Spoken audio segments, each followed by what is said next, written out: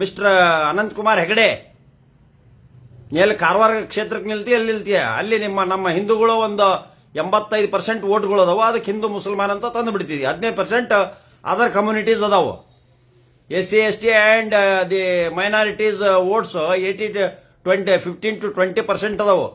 ಅದಕ್ಕೆ ಅನಿವಾರ್ಯ ನಿನಗೆ. ಈಗ ಎಲೆಕ್ಷನ್ ಹತ್ರ ಬಂದ್ವಲ್ಲ, ಇಷ್ಟು ದಿವಸ ಆರಾಮಲ್ಲ ಅಂತ ಆಸ್ಪತ್ರೆ ಹಿಡಿದಿದ್ದೆ, ಸ್ವಲ್ಪ ನೋಡವಲ್ಲ ಗುಳಿಗೆ ಪಳಿಗೆ ಸರಿಯಾಗಿದಾವಲ್ಲ. ಯಾಕಂದ್ರೆ ನಮ್ಮ ರಾಜ್ಯದ ಕನ್ನಡಿಗರ ಹೆಮ್ಮೆಯ ಕನ್ನಡಿಗರ ಮುಖ್ಯಮಂತ್ರಿ ಅವರಿಗೆ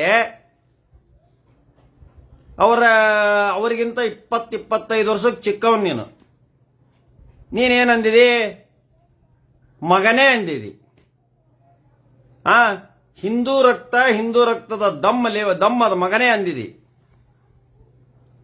ಸೊ ಸಮುದಾಯ ಅಲ್ಲ, ಇಡೀ ಕನ್ನಡಿಗರಿಗೆ ಅವಮಾನ ಮಾಡಿದ್ಯಾ ನೀನು. ಇಲ್ಲಿ ಸಮುದಾಯ ನಮಗೆ ಬೇಕಾಗಿಲ್ಲ. ನಾನು ಹಿಂದೂ ಸಮಾಜದವನೇ, ಹಿಂದೂ ಧರ್ಮದವನೇ ನಾನು. ನಮ್ಮಷ್ಟು ಹನುಮಂತ ದೇವ್ರ ಪೂಜೆ, ರಾಮದೇವ್ರ ಪೂಜೆ ನೀನು ಮಾಡಿರಕ್ಕಲ್ಲ. ನೀನು ಮಾಡ್ತಾ ಇರೋದು ಓಟಿನ ಚೀಟಿಗೆ ಮಾಡ್ತಾ ಇದೀಯ ಹೊರತು ದೇವರ ಆಣೆಗೋ, ಹನುಮಂತನ ಆಣೆಗೋ, ರಾಮದೇವ್ರ ಆಣೆಗೋ ನೀನು ಹಿಂದೂ ಧರ್ಮದ ರಕ್ತ ನಿನ್ನಲ್ಲಿಲ್ಲ. ಅದಕ್ಕೆ ಆ ಹಿಂದೂ ರಕ್ತದ ಬ್ಲಡ್ಡೇ ಇಲ್ಲ ಸಿದ್ದರಾಮಯ್ಯನವ್ರಿಗೆ. ಏನ್ ಬೇಕಂದ ಮಾತಾಡ್ತೀಯ ನೀನು? ಅನಂತ್ ಕುಮಾರ್ ಹೆಗಡೆ ಹಿಂದಂದಿ ಸಂವಿಧಾನದ ಬುಕ್ ಅನ್ನ ಸುಡ್ತಾನೆ ಅಂದಿ. ಇವತ್ತು ಸಂವಿಧಾನದ ಕೆಳಗೇನೆ ನಾವು ಜೀವನ ಮಾಡೋದು. ಸಂವಿಧಾನ ಕಾನ್ಸ್ಟಿಟ್ಯೂಷನ್ ತಜ್ಞ ನಾನು. ಕಾನ್ಸ್ಟಿಟ್ಯೂಷನಲ್ ಲಾ ಓದಿರೋರು ನಾವು. ಸಂವಿಧಾನ ಮತ್ತು ಪೊಲಿಟಿಕಲ್ ಸೈನ್ಸ್ ಓದಿರೋರು ನಾವು. ನೀವು ಓದಿದೆಯೇ ಇಲ್ಲ, ಗಮಾರ್ ನೀನು. ಓದಿ ಬಳ್ಳಾರಿಗೆ ಓದಿ ಹಿಂದುಳಿದ ಜಾತಿಯರಿಗೆ, SC STರಿಗೆ ಯಾವ ನಾಯಿಗಳು ಬೊಗಳಿದ್ರೆ ನಾ ಕೇಳೋದಿಲ್ಲ ಅಂದಿ. ಪ್ರೊಟೆಸ್ಟ್ ಮಾಡಿದ್ರು ಅವರು. ಬ್ಯಾಕ್ವರ್ಡ್ ಕ್ಲಾಸ್ನರಿಗೂ ಮಾತಾಡ್ತೀನಿ ನೀನು, ಮೈನಾರಿಟೀಸ್ಗೂ ಮಾತಾಡ್ತಿದ್ದಿ. ಸಿದ್ದರಾಮಯ್ಯನವರು ಕುರಿಗಾಯಿಗಳು, ಅವ್ರ ಸಮಾಜದವ್ರಿಗೆ ಎಷ್ಟು ನೋವು ಹಾಕಲ್ಲ, ಮಗನೇ ಅಂದಿದೆಯಲ್ಲ ನೀನು. ನಮಗ ಇಷ್ಟು ನೋವು ಆಗ್ತತಿ. ನೀ ಮಗನೇ ಅಂದಿದೆಯಲ್ಲ, ನೀನು ಹುಟ್ಟಿಸಿದೀಯಾ? ಅರ್ಥ ಏನು? ಮಗನೇ ಅಂದ್ರೆ ಏನು ಅರ್ಥ ನಿಂದು? ನಿನ್ನ ಸಂಸ್ಕೃತಿನ ನಿಂದು? ನಿನಗೆ ನಾಚಿಗೆಲ್ವಾ? ನಿಮ್ಮಪ್ಪ ನಿಮ್ಮವ್ವ ಸಂಸ್ಕೃತಿ ಕಲಿಸಿಲ್ಲ. ನಿನ್ನಂತವರಿಂದ ನಮ್ಮ ಹಿಂದೂ ಸಮಾಜಕ್ಕೆ ಅವಮಾನ ಆಗ್ತದೆ. ನೀನು ಮಾತಾಡೋ, ಬಿಜೆಪಿ ಅಂತ ಪಾರ್ಟಿ ತಗೊಂಡು ಮಾತಾಡೋ. ನೀನು ನಮ್ಮ ಹಿಂದೂ ಧರ್ಮ ತಗೊಂಡು ಮಾತಾಡಕ್ಬೇಡ. ನೀನು ಯಾವನ ನಮ್ಮ ಹಿಂದೂ ಧರ್ಮ ತಗೊಂಡು ಮಾತಾಡಕ್ಕೆ? ನೀನು ಬಿಜೆಪಿ ಅಂತ ಮಾತಾಡಕ್ಕೆ ನಂದು ತಕರಾರಿಲ್ಲ. ಈ ರಾಜ್ಯದ ಮುಖ್ಯಮಂತ್ರಿಗೆ, ಅದು ಬಹುಮತ ತಗೊಂಡಂತ ಮುಖ್ಯಮಂತ್ರಿಗೆ ಮಗನೇ ಅಂತೀಯ ನೀನು. ನೀನು ಯಾವ ಲೆಕ್ಕ ನೀನು?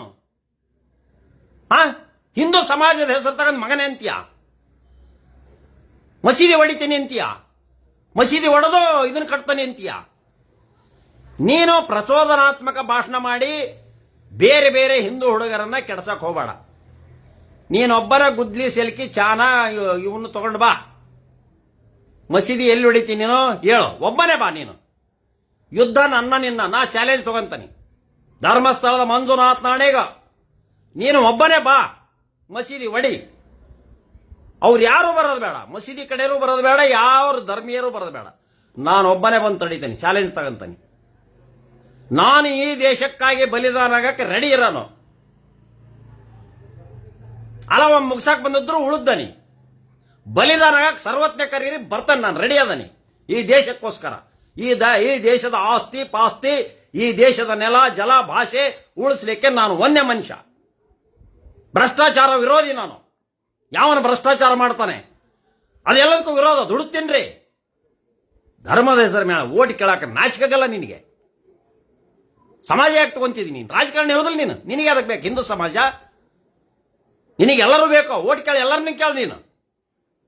ಮತದಾರ ಯಾರದಾರ? All are equal before you.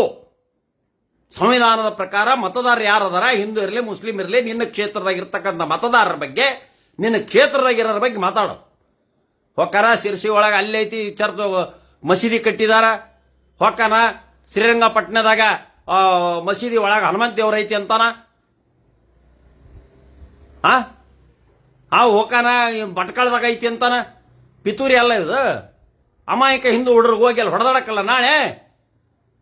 ಪ್ರಚೋದನಾತ್ಮಕ ಭಾಷಣ ಮಾಡಿದಾನೆ.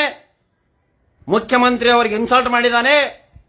It is amounting to defamatory to the CM. ಮಗನೇ ಅಂದಿದ್ದಾನೆ. ಇಮ್ಮಿಡಿಯೇಟ್ಲಿ ಪೊಲೀಸ್ 500 DB ಕೆಳಗೆ ಇವನನ್ನ ಅರೆಸ್ಟ್ ಮಾಡಬೇಕಂತ ಕೇಳ್ಕೊಂತದಾನಿ. Immediately he should be arrested because he committed an offense.